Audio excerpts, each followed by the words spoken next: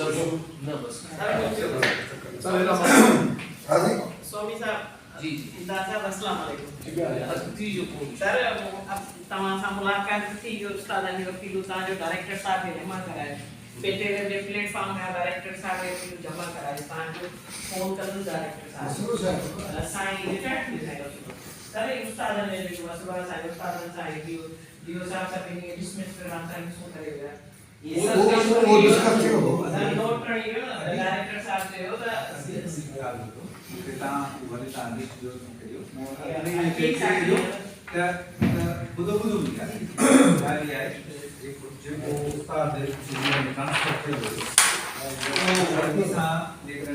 tribunal from service जो है वो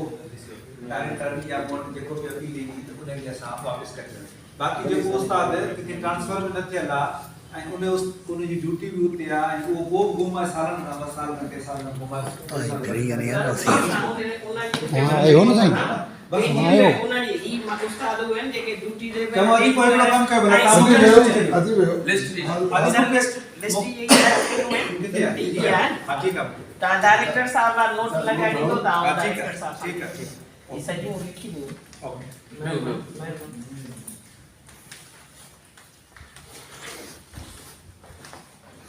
अजमल सेक्रेटरी साहब वेठो आहे जेके जेको मसलो ॿुधाए हिते ई हल थी वेंदो कराची वेंदो इहो ट्रायल